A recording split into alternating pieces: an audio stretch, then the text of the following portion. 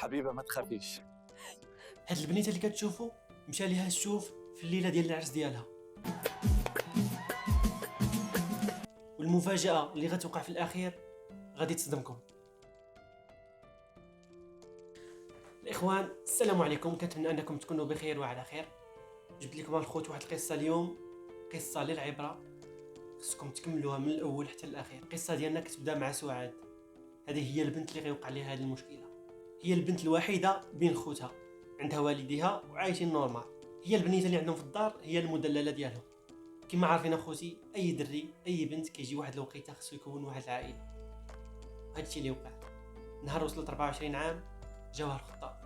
السلام عليكم السلام عليكم، بغينا نخطبوا البنيه ديالكم سعاد. ومشات الامور على خير وبخير.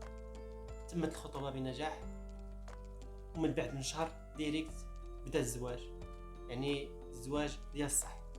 النهار الفلاني قرروا يديروا العرس، وفي هذه الليله ديال العرس تما فين غتوقع المشكله.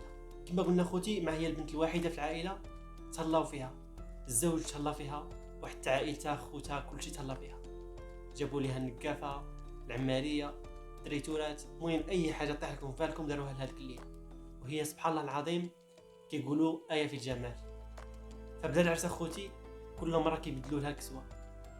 راكم عارفين داكشي ديال النقافات، كل مره كتلبس واحد اللبسه جديده وكيفرحوا بها وكيطبلوا الاغاني، ومهم عايشين السعاده.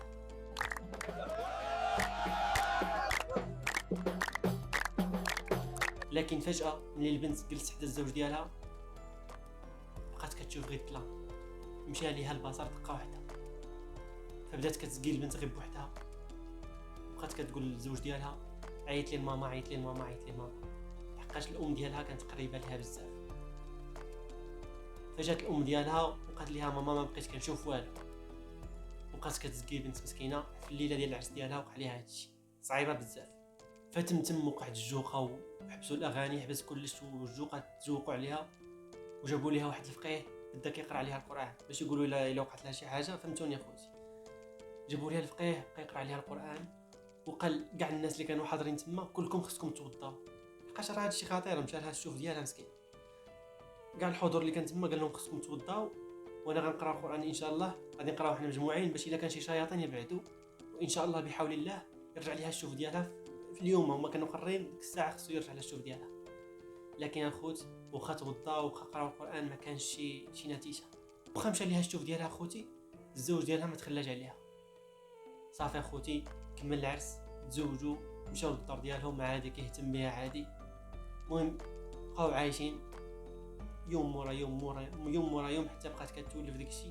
ولكن قررت انها غتمشي عند شي طبيب، المهم غادي تجري على راسها، لحقاش داك الشوف ما مشالهاش بشي ضربه ولا بشي حاجه اللي خطيره. مشات عند الطبيب ما عرف والو، يعني دارت على الطباء كاملين قالوا لها ما فيك والو. مشات كدور على الفقهاء على الشيوخ، شي كيقول لها عندك عين، شي كيقول لها عندك سحر، كل واحد شنو كيقول لها.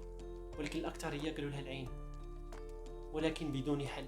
يوم يقرأ عليها القرآن، مهم بدون حل. حتى لواحد النهار مشات عند واحد الشيخ وقال لها انتي عندك واحد العين اللي قاصحه بزاف. هاد المراه اللي عيناتك ولا هذا الراجل اللي عينك عينو قاصحه بزاف. وقال لها واحد النسبه كبيره باش تخلصي من هاد العين حتى يموت الشخص اللي عينك، هما ما عارفينش اصلا هاد الشخص اللي عينها. فقال لها حتى يموت هاد الشخص اللي اصابك بالعين ديالو، تما عاد يقدر يرجع لك الشوف. مسكينه ما لقات ما دير، بقاتي كتطلب الله وكتصلي باش ربي يرد لها الشوف. ولكن داكشي تطول بزاف. فاتو ايامات اخوتي، اشهر واعوام، سعاد ما تخلاش عليها راجلها. مهم باقيين مجموعين في دار وحده، ولكن الوليدات ما كاينينش. سعاد ما بغاتش تولد حيتاش مشاو ليها عينيها، يعني السبب اللي خلاها ما تولدش انها ما كتشوفش، ما بغاش تولد شي وليدات يتعذبون معاها. لكن اخوتي واحد النهار غيجي اللي غيرجع ليها الشوف ديالها. نهار الاثنين فقط في الصباح حلت عينيها، لقات راسها كتشوف. ما عرفتش راسها واش كتحلم او لا كتشوف نيشان. بقات كتزكي راجلها يجي عندها، جا عندها وفعلا صدقت كتشوف. واول حاجه دارتها شنو دارت اخوتي؟ هزت التليفون وعيطت للدار ديالها، عيطت للوالده ديالها، قالت الو ماما، رجع لي الشوف، الحمد لله وليت كنشوف كلشي. ولكن الام ديالها ما جاوبتهاش. خوها اللي كان في التليفون قال لها الحمد لله اختي، الحمد لله راني فرحت، ما عرف شنو نقول لك، ولكن اختي عندي واحد الخبر ليك اللي غيصدمك. الام ديالنا ماتت الله يرحمها. سعاد مسكينه نهار اللي رجعت البصر ديالها الام ديالها توفات، ما عرفت واش تبكي ولا تفرح. ولكن اخوتي الاستنتاج الذي نستنتجوه من هذه القصه ان الام هي اللي عينت البنت ديالها. يعني هي الام ما تبغي شي حاجه ماشي زينه لبنتها، ولكن عينتها بواحد الطريقه لا شعوريه. يعني الانسان من يشوف شي حاجه تعجبو يقول تبارك الله.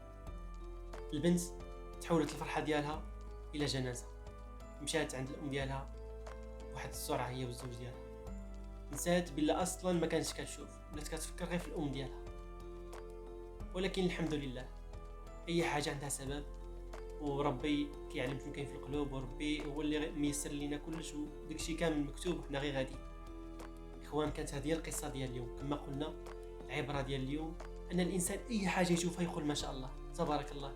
عاوتاني الانسان الا كان زوين يقرا على راسو صور من القران، ديما يقرا القران واخا ما تكونش زوين، ديما قرا القران، ما غيمسك باذن الله، ما غادي يمسك حتى حاجه. كانت هذه القصه ديال اليوم، كنتمنى تكون عجباتكم. لا تنساوناش اخوتي بالبارطاج باش تعم الفائده، لايك، اشتراك في القناه الا ما كنتش مشترك. السلام عليكم.